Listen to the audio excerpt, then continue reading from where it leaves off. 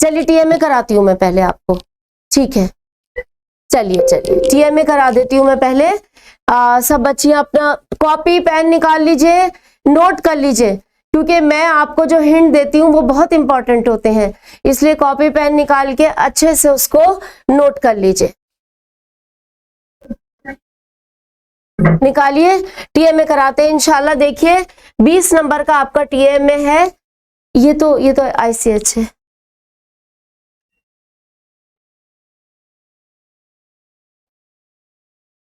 ये आईसीएच है। तहजीब की तारीफ बयान कीजिए ना, नोट कीजिए टीएमए के जवाबात। देखिए जवाब पूरे नहीं बताऊंगी, लेकिन फिर भी ये देखिए, दर्ज झैल में से किसी एक सवाल का जवाब 40 से 60 अल्फाज में लिखिए। तहजीब की तारीफ बयान कीजिए। ये देखिए, तहजीब की तारीफ बयान कीजिए। आर्या कौम के बारे में 5 जुमले लिखिए। लेसन नंबर 3 निकालिए। लेसन नंबर 3 जी, सबक नंबर 3 तहजीब की तारीफ। बहुत आसान है तहजीब की तारीफ, लेकिन मैं चाहती हूं कि किताब में से देखें। जी जी सर निकालेंगे। तहजीब क्या है देखिए,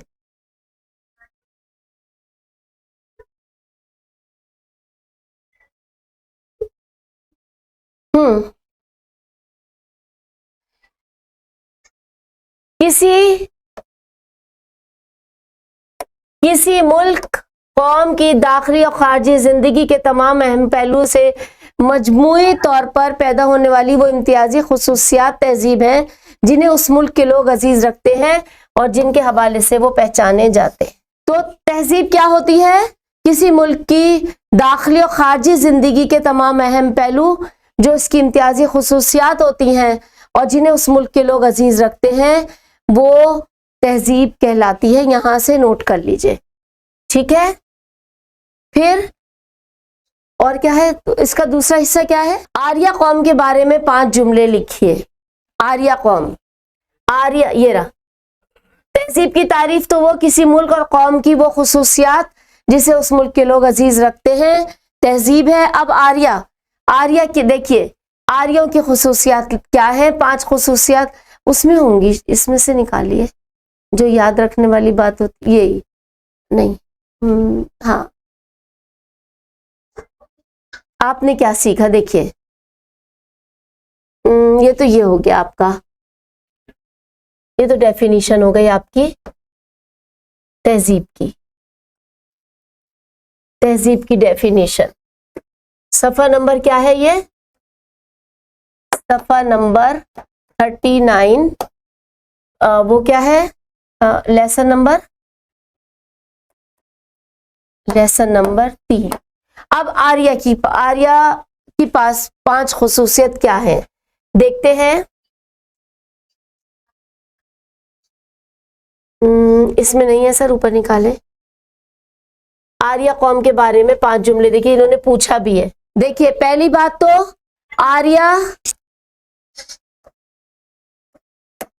आर्या ज्यादा मुहज्जब थे, ज्यादा मुहज्जब थे।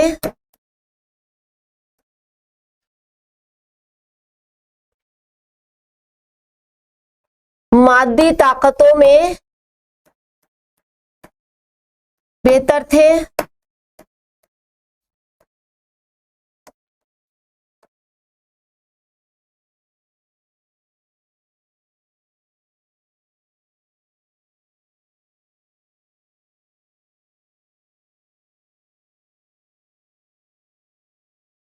और क्या है?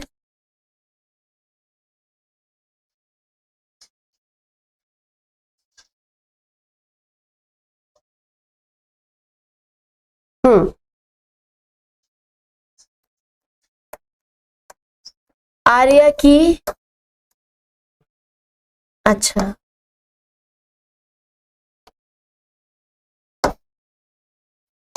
संस्कृत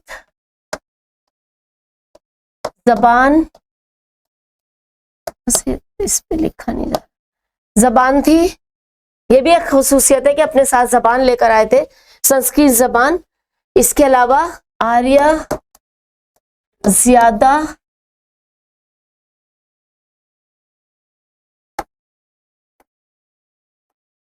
ताकतवर थे। 5,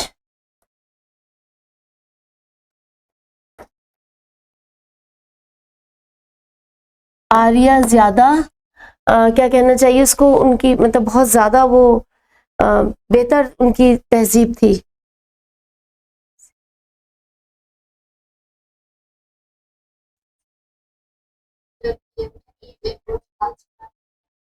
एक और इनका एक बड़ा अच्छा है, एक मिनट।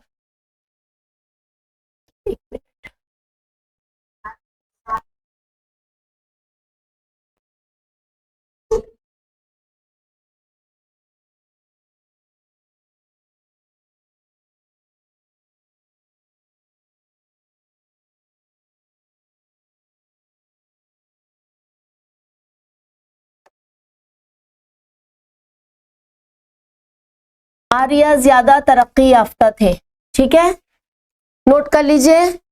आर्य ज्यादा महज़्ज़ब थे, मादी ताकतों में बेहतर थे, आर्य की संस्कृत जबान थी, आर्य ज्यादा ताकतवर थे, आर्य ज्यादा तरक्की याफ्ता थे द्राविड़ के मुकाबले में। ये पांचों नोट कर लीजिए। नोट कर लिया? आर्य ज्यादा महज़्ज़ब थे, मादी ताकतों में बेहतर थे, संस्कृत उनकी जबान थी, यानी जबान साथ लेकर आए थे, ज्यादा ताकतवर थे और ज्यादा तरक्की याफ्ता थे। दूसरा सवाल दीजिए सर। या उर्दू और हिंदी के दरमियान मुख्तलिफ सतहों पर जो इश्तराक है उसे वाज़ा कीजिए। सबक नंबर 5 निकालिए, या तो ये सवाल कीजिए या ये सवाल कीजिए, ठीक है। तो मेरे ख्याल में ऊपर का मैंने बता दिया, तो आप ऊपर का ही करें तो ज्यादा बेहतर है, ठीक है। दूसरा देखिए, भक्ति तहरीक के बारे में अपने ख्यालात वजाहत के साथ लिखिए। या अच्छा, ये भी करना चाहती हैं आप क्या? ये अफजल सर ये भी कराऊं? उर्दू और हिंदी का है, बताइए ये भी कराऊं क्या, या ऊपर वाला ही करेंगे बस आप लोग ईटीएमए में? ऊपर वाला ही करेंगे, ठीक है। अब भक्ति तहरीक के बारे में देखते हैं, लेसन नंबर 3 निकालते हैं। भक्ति तहरीक, भक्ति तहरीक के बारे में नोट कर लीजिएगा अपने अल्फाज में। वैसे तो आपको भक्ति तहरीक के बारे में लिखना है, लेकिन फिर भी आप चाहें तो यहां से ले सकते हैं। देखिए देखिए, यहां से भी बड़ा अच्छा है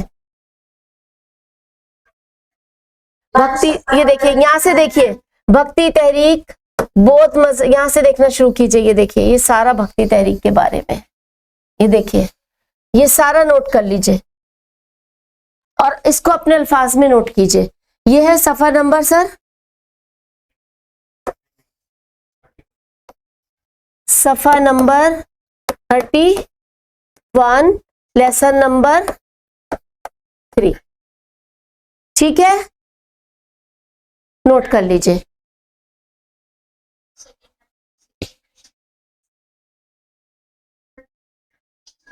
आगे बढ़ूं बच्चों, आगे बढ़ूं? आपका पूरा टीएमए हो नहीं पाएगा, इसलिए मैं चाह रही हूं कि पूरा करा दूं मैं आपको।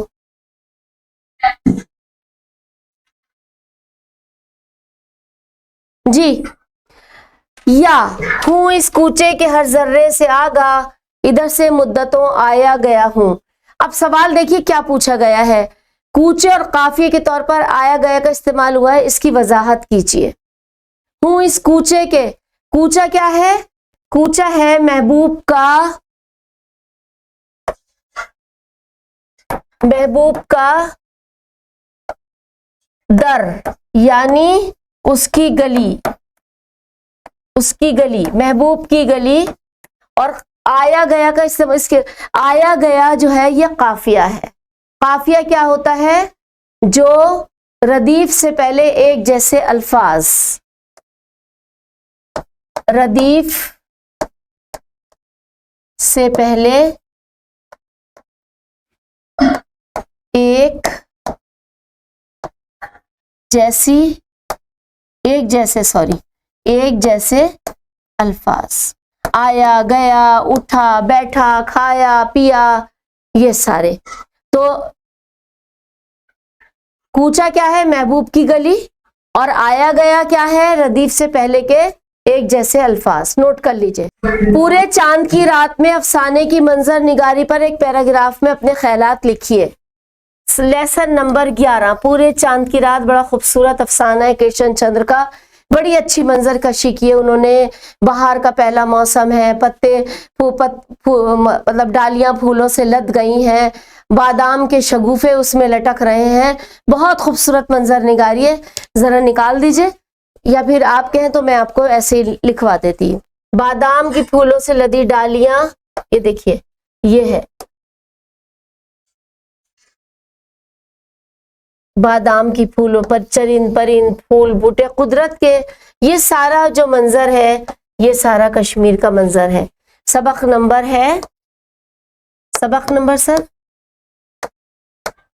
11 और सफा नंबर 137। यहां से भी लिख सकते हैं। कश्मीर की हर एक शय बड़ी खूबसूरत होती है, तो बड़ी आम सी बात है, लेकिन होती कैसे है, क्यों खूबसूरत होती है? फूलों से लदी डालियां होती हैं, बर्फ के तोदों पे बर्फ बड़ी खूबसूरत होती है, फूल बेल बूटे फल फूल चरिंद परिंद झील का सब्ज पानी, ये सारी वहां की मंजरकशी है। तो सबक नंबर 11 सफा नंबर 137 पे देखिए, मैंने नोट करवा दिया, आप किताब पे भी निशान लगा लीजिए। आगे बढ़ते हैं सर। गालिब के खुतूत की खुसूसियात अपने अल्फाज में लिखिए। गालिब के खुतूत की खुसूसियात। गालिब ने पहली बार ऐसे खत लिखे जिसमें लंबे, मैं आपको इसकी खुसूसियत मैं बताती हूँ, आपको अपने अल्फाज में लिखने हैं तो मैं बताती हूँ आपको। गालिब के खुसूसियात। नंबर 1, गालिब ने मुरासले को मुकालमा बना दिया। नोट कर लीजिए, ये कहीं नहीं मिलेगा आपको, ये नोट कर लीजिए, ये कहीं नहीं मिलेगा। गालिब ने मुरासले को मुकालमा बना दिया। गालिब ने पहली बार लंबे चौड़े अलकाबो आदाब को हटाकर आम मुखातिब अल्फाज इस्तेमाल किए।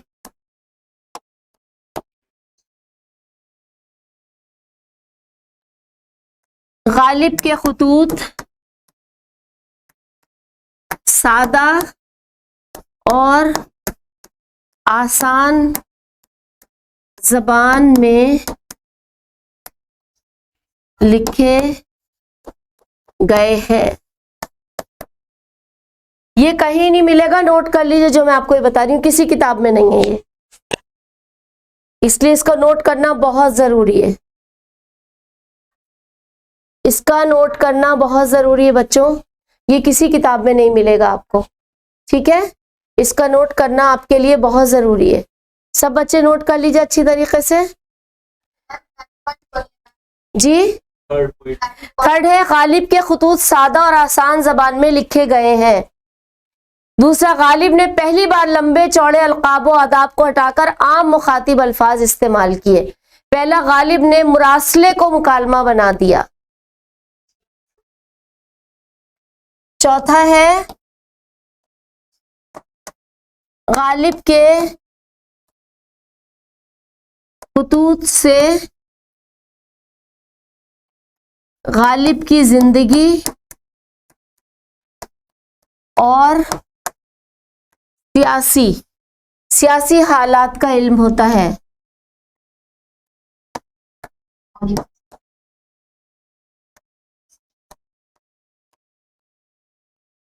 नंबर 5, गालिब अपने खुतूत में पूरे नजर आते हैं।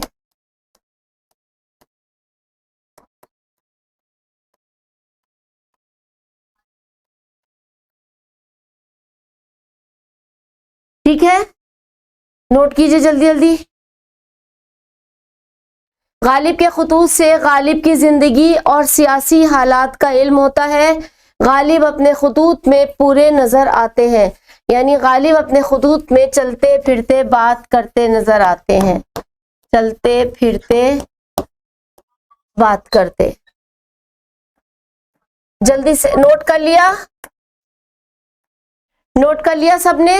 अब है अफसाना और नावल के मुकाबले में ड्रामा हकीकत के करीब क्यों होता है, वजाहत कीजिए।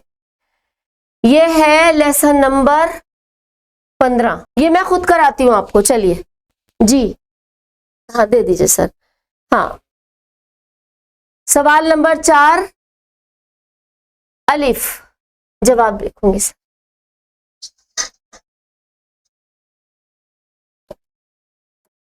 जवाब नंबर 4 अलिफ। क्या सवाल है? नॉवेल और अफसाने के मुकाबले ड्रामा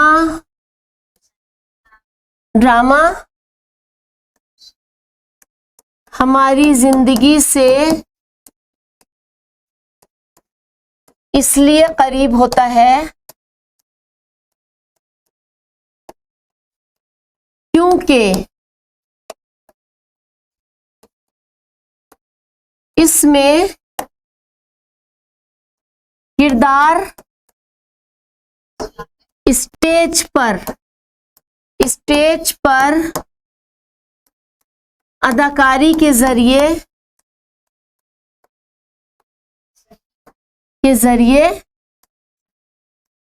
हमारी जिंदगी को दिखाते हैं।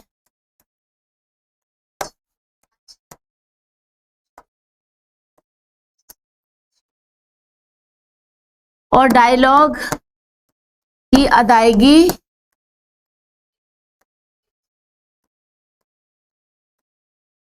हमारे सामने होती है। बस काफी है, नोट कर लीजिए।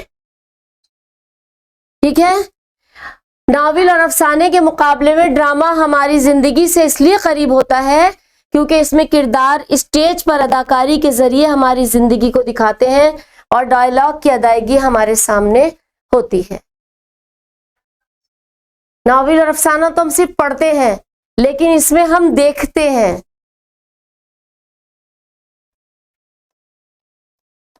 ड्रामे में हम सब कुछ सामने देखते हैं।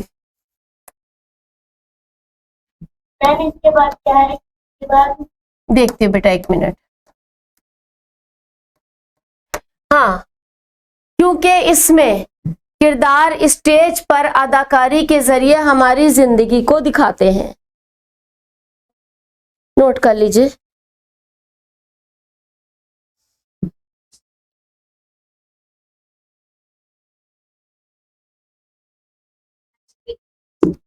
ठीक है, हाँ नेक्स्ट सर ने, हाँ, हो गया जी, बोलिए बोलिए। में तो 100 से 150 अल्फाज तक लिखा होता है, तो आप अपने अल्फाज में और भी चीजें बढ़ा सकती हैं। इसमें आपको उर्दू तो आती है ना लिखनी, आप लिख लीजिए। हमारे सामने सारे किरदार होते हैं, हम सब कुछ अपनी आंखों के सामने देखते हैं, हम ये देखते हैं कि जिंदगी में क्या हो रहा है, सब हमारे सामने हिलते जुलते बात करते हैं, तो वो सारा आप लिख सकती हैं। बाकी अगर देखना ही चाहती हैं तो उसमें जो आपके पास सबक दिया हुआ है उसमें देख लीजिए। जी, आखिरी लाइन, ड्रामे में हम सब कुछ सामने देखते हैं। शुरू का अलिफ के बाद अफसाने और नावल और अफसाने के मुकाबले में ड्रामा हमारी जिंदगी से इसलिए करीब होता है क्योंकि इसमें किरदार स्टेज पर अदाकारी के जरिए हमारी जिंदगी को दिखाते हैं।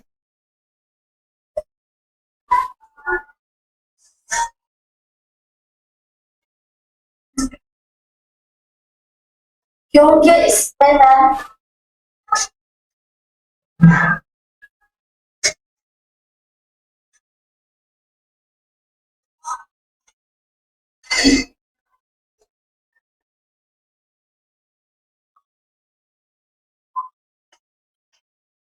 जल्दी नोट कीजिए, आगे अभी काफी है।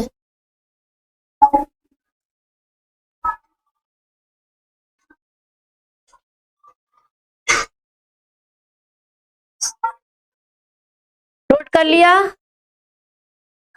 के बाद स्टेज पर हमारी जिंदगी की उसके बाद चलना हमारी जिंदगी को दिखाते हैं। जल्दी कीजिए। और डायलॉग की अदायगी हमारे सामने होती है।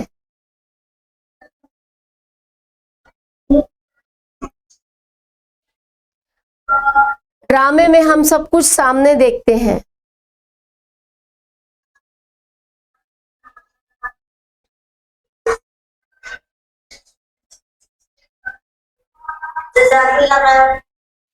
चलिए आगे दिखाइए सर। हाँ, हाली के उस्लूब बयान पर रोशनी डालते हुए वजाहत कीजिए कि हाली ने इश्क से मुतालिक क्या क्या बातें इस गजल में लिखी हैं। गजल निकालिए सर, लेसन नंबर 18। जवाब मैं लिख दूंगी इनका। हाँ देखिए, उसलूब बयान तो आप लिख सकते हैं, हाली नज्म नसर में सादगी के कायल हैं। नंबर 1 उसलूब बयान, वो जो वैसे तो आपको पैराग्राफ में लिखना है, ये मैं वो जो कुछ कहते हैं बड़े खुलूस और सादगी से कहते हैं, जरूरत से ज्यादा इजाफत और भारी भरकम अल्फाज का इस्तेमाल नहीं करते। सफा नंबर क्या है ये सर? सफा नंबर 30, 13 या 30? सफा नंबर 30। वो अपनी गजलों में आसान और उनकी गजल में बातचीत का लहजा पाया जाता है। ये सारी हाली के उसलूब के बयान है। गजल में इश्क के बारे में मैं बता देती हूँ। देखिए, यह है, इश्क को मौजू बनाया गया है। इश्क के लिए सब्र और तवील वक्त की जरूरत होती है। इश्क के बारे में हाली ने क्या कहा है कि इश्क के लिए सब्र और तवील वक्त की जरूरत होती है। आशिक तो सभी बन सकते हैं, मगर सच्चा आशिक ही इश्क की राहों में आने वाली दुश्वारियों का सामना कर पाता है। बस इतना काफी है आपके लिए। ये सब वो कौन सा है सर? सफा 31 होगा, नहीं 24। इश्क के ये दूसरा हिस्सा है आपका। सवाल कौन सा है? सवाल नंबर,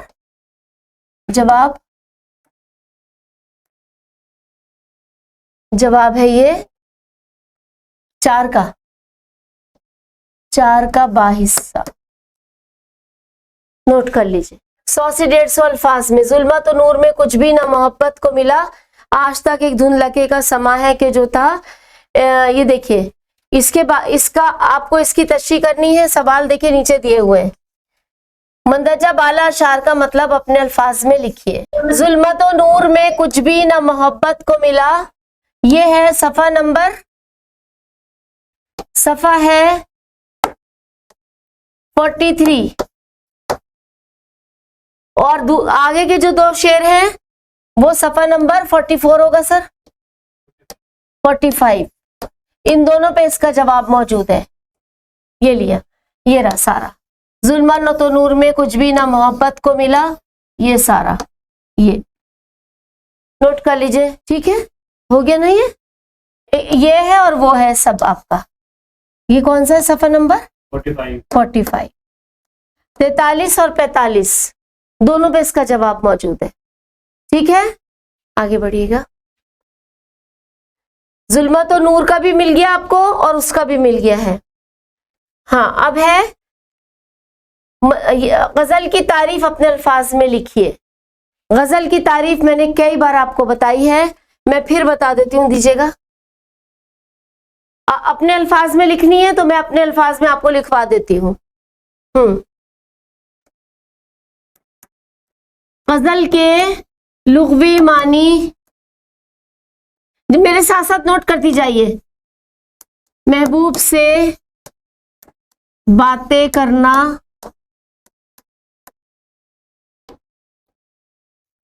हुस्न इश्क, हुस्न इश्क का तस्करा करना है।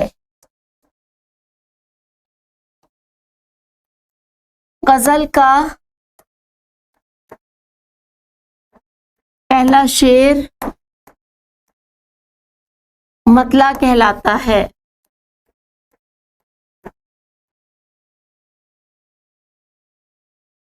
गजल का सबसे अच्छा शेर शाह बैत या बैतुल गजल कहलाता है। बैतुल गजल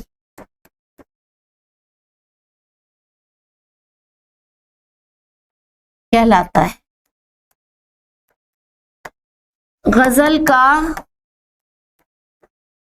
आखिरी शेर जिसमें शायर अपना तखल्लुस लाता है, उसे मक्ता कहते हैं। मक्ता कहते हैं। गजल का हर शेर अलग अलग मानी का होता है। नोट कर लीजिए, जल्दी नोट कीजिए। ये देखिए, गजल की तारीफ अपने अल्फाज में लिखिए या नज्म कश्मीर का मरकजी, तो ये वाला तो लिख लीजिए कम से कम। कश्मीर का मरकजी ख्याल नहीं बताऊंगी, चलिए मैं। हाँ, अब प्रोजेक्ट वर्क है आपका। किसी एक पर 500 अल्फाज में लिखिए। दरखास्त के अज़ाय तरकीबी बयान कीजिए, साथ ही इंफरादी दरखास्तों की किस्में बताते हुए चेयरमैन NAIOS को आपका नतीजा नहीं मिला, इस पर एक दरखास्त लिखिए। ये आपका करने का काम है प्रोजेक्ट वर्क। इसमें आपको सिर्फ दरखास्त के अज़ाय तरकीबी लिखने हैं कि दरखास्त में क्या क्या होता है। लेसन नंबर 28 है ये, इसको आप पढ़ लीजिएगा, ये आपको खुद करना है, ठीक है। चलिए, कंप्यूटर की अहमियत पे भी आपको खुद ही प्रोजेक्ट वर्क है, ये आपको खुद करके नोट करना है। 500 अल्फाज का है ये प्रोजेक्ट वर्क आपका। ये देखिए सब नोट हुआ हुआ है। इंफरादी दरखास्त किसे कहते हैं, ये देखिए दरखास्त की किस्में दी हुई हैं, ये रही दरखास्त की किस्में, ये रही, ये दो इंफरादी दरखास्त, इज्तिमाई दरखास्त। सफा नंबर क्या है सर?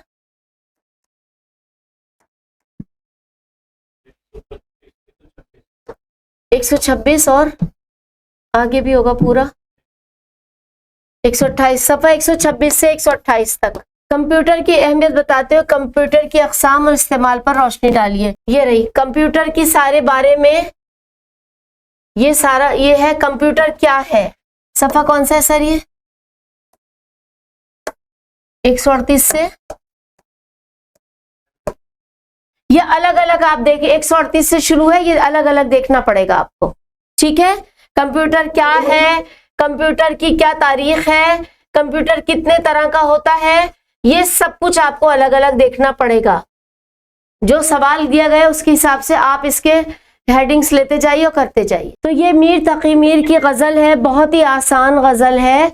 देखिए, जब भी तशबीह यानी किसी एक चीज की दूसरी चीज से मिसाल देने की हम बात करते हैं, तो हमेशा मीर की गजल का शेर हस्ती अपनी हबाब किसी है, ये नुमाइश शराब किसी है, हमेशा हम इसको कोट करते हैं। मीर तकी मीर एक ऐसा शायर था, गालिब के बाद अगर किसी को वाकई में शोहरत मिली तो वो मीर तकी मीर को मिली है। गालिब ने खुद भी मीर की अजमत का इतराफ किया है। गालिब कहते हैं, हुआ पर न हुआ मीर का सा अंदाज नसीब।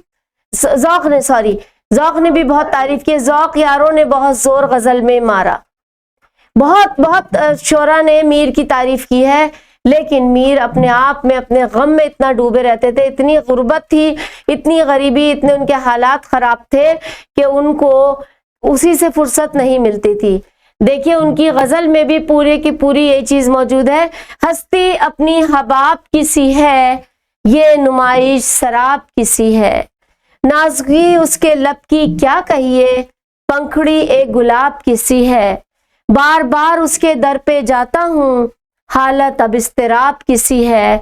मैं जो बोला कहा कि ये आवाज उसी खाना खराब किसी है। मीर उन्नीम बाज आंखों में, सारी मस्ती शराब किसी है। पढ़ लीजिए कोई एक बच्ची जल्दी से। नाजुकी, नाजुकी उसके लब की क्या कहिए, एक गुलाब किसी है। बार बार उसके दर पे जाता हूँ, हालत अब इस्तिराब किसी है। मैं जो बोला कहा कि ये आवाज किसी है। मीर उन्नीम बाज आंखों में, सारी मस्ती शराब किसी है। देखिए पहले शेर में, मतले में शायर कहता है हस्ती अपनी हबाब किसी है। शायर कहता है ये दुनिया, ये इसका वजूद जो है, ये एक पानी के बुलबुले की तरह है। हबाब पानी का बुलबुला, यानी इंसान का वजूद एक पानी के बुलबुले जैसा है, और ये दुनिया की नुमाइश जो है ये शराब है, धोखा है। शराब होता है जैसे रेगिस्तान में रेत की जो लहरें नजर आती रहती हैं, ऐसा लगता है जैसे कि पानी है, लेकिन रेगिस्तान में पानी का बिल्कुल नहीं होता। ऐसे में आंखों को धोखा देना ये शराब कहलाता है। कहते हैं हस्ती अपनी हबाब किसी है, इंसान की जो हस्ती है, इंसान का जो वजूद है, उसकी हैसियत पानी के बुलबुले से ज्यादा नहीं है। आज पैदा हुआ कल खत्म हो गया, और ये दुनिया की नुमाइश भी कुछ नहीं है, एक धोखा है। नाजुकी उसके लब की क्या कहिए, तशबीह का शेर है। शायर अपने महबूब के खूबसूरत लबों की तारीफ करते कि वो कहता है, अपने महबूब के लबों की, उसके होठों की क्या तारीफ बयान की जाए, ऐसा लगता है जैसे कि गुलाब की पंखुड़ी है। ये तशबीह का शेर है। बार बार उसके दर पे जाता हूँ, हालत अब इस्तिराब किसी है। कहते हैं क्या बताऊं, मेरा महबूब बार बार मुझे अपने दर से निकाल देता है, मैं बार बार उसके दर पे जाता हूँ, और इसी वजह से मेरे अंदर बड़ी बेचैनी है, बड़ी बेकरारी है। मेरा महबूब मुझे बार बार अपने दर से निकाल देता है, मैं बार बार उसके दर पे जाता हूँ। मैं जो बोला कहा कि ये आवाज उसी खाना खराब किसी है। मैं जो बोला कहा कि ये आवाज, कहते हैं मुझे इतना पहचान गए हैं महबूब की गली के लोग कि जब भी मैं वहां पर जाता हूँ, आवाज लगाता हूँ, लोग कहते हैं तो वही खाना खराब है जो महबूब की गली के चक्कर लगाता रहता है। मीर उन्नीम बाज आंखों में, सारी मस्ती शराब किसी है। फिर तशबीह का शेर है। कहते हैं ए मीर, मेरे महबूब की नीम बाज आंखें, अधखुली आंखें, मेरे महबूब की अधखुली आंखों में पूरी की पूरी शराब जैसी मस्ती है। यानी अब एक बार फिर से देख लीजिए, इंसान का वजूद एक पानी के बुलबुले से ज्यादा नहीं है, ये दुनिया की नुमाइश धोखा है। मेरे महबूब के खूबसूरत होठों की क्या तारीफ बयान की जाए, ऐसा लगता है गुलाब की पंखड़ी है। मैं बार बार अपने महबूब के दर पे जाता हूँ, लेकिन मेरी बेचैनी, मेरी बेकरारी को करार नहीं आता, और जब मैं वहां जाके आवाज देता हूँ, बोलता हूँ, तो लोग यही कहते हैं ये तो वही खाना खराब है जो इश्क में गिरफ्तार होके यहाँ के धक्के खाता रहता है। और ए मीर, मेरे महबूब की अधखुली आंखों में सारी मस्ती शराब जैसी है। चलिए इंशाल्लाह फिर मुलाकात होती है, अल्लाह ने चाहा तो। चलिए, अल्लाह हाफिज।